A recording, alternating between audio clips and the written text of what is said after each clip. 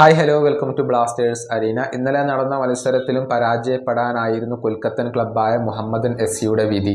എതിരില്ലാത്ത 3 ഗോളുകൾക്കാണ് കേരള ബ്ലാസ്റ്റേഴ്സ് കൊച്ചിയിൽ വെച്ചുകൊണ്ട് അവരെ പരാജയപ്പെടുത്തിയത്. ഇത് രണ്ടാം തവണയാണ് മുഹമ്മദൻ എസ്സി ബ്ലാസ്റ്റേഴ്സിനോട് ഇപ്പോൾ തോൽക്കുന്നത്. നേരത്തെ അവരുടെ മൈതാനത്ത് വെച്ചുകൊണ്ടും ബ്ലാസ്റ്റേഴ്സിനോട് മുഹമ്മദൻ എസ്സി പരാജയപ്പെട്ടിരുന്നു. ഈ സീസണിൽ ആകെ 9 തോൽവികൾ ഈ ഒരു കൊൽക്കത്തൻ ക്ലബിന് ഏറ്റുവാങ്ങേണ്ടി വന്നിട്ടുണ്ട്.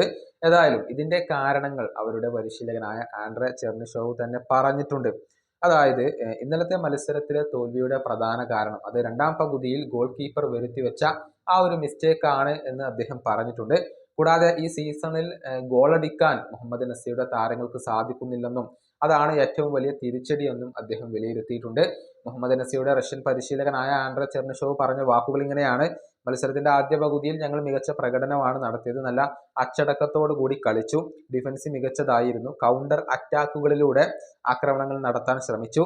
പക്ഷേ രണ്ടാം പകുതിയിൽ ഞങ്ങൾ ഒരു വലിയ പിഴവ് വരുത്തി വെച്ചു. അതോടെ ഞങ്ങൾ പിറകോട്ട് പോവുകയായിരുന്നു.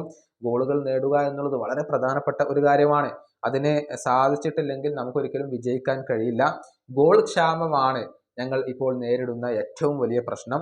ഞങ്ങൾ ഗോളുകൾ നേടുന്നത് തുടങ്ങിയാൽ തീർച്ചയായും ഒരു പരിധി വരെ ഈ പ്രശ്നത്തിന് പരിഹാരമാകുമെന്നാണ് ഞാൻ പ്രതീക്ഷിക്കുന്നത്. ഇതാണ് മുഹമ്മദൻ എസ്സിയുടെ പരിശീലകൻ പറഞ്ഞിട്ടുള്ളത്. ഏതായാലും ഇനിയിപ്പോൾ പ്ലേ ഓഫിന് യോഗ്യത നേടുക എന്നത് മുഹമ്മദൻ നസിയെ സംബന്ധിച്ചിടത്തോളം ബുദ്ധിമുട്ടുള്ള കാര്യമാണ്. ഏറെക്കുറെ പുറത്തായ ഒരു സ്ഥിതിയിലാണ് അവരിപ്പോൾ ഉള്ളത്. കേവലം 5 പോയിന്റുകൾ മാത്രമാണ് ഇപ്പോഴും അവർക്കുള്ളത്. അതേസമയം ബ്ലാസ്റ്റേഴ്സിനെ സംബന്ധിച്ചിടത്തോളം ഇനിയുള്ള മത്സരങ്ങൾ വളരെ നിർണായകമാണ്. വിജയിക്കാൻ കഴിഞ്ഞാൽ തീർച്ചയായും ആ ഒരു പ്ലേ ഓഫ് സാധ്യതകൾ സജീവമായി നിലനിർത്താൻ സാധിക്കും. ഈ വീഡിയോ അവസാനിപ്പിക്കുന്നു. അടുത്ത വീഡിയോയുമായി വീണ്ടും കാണാം.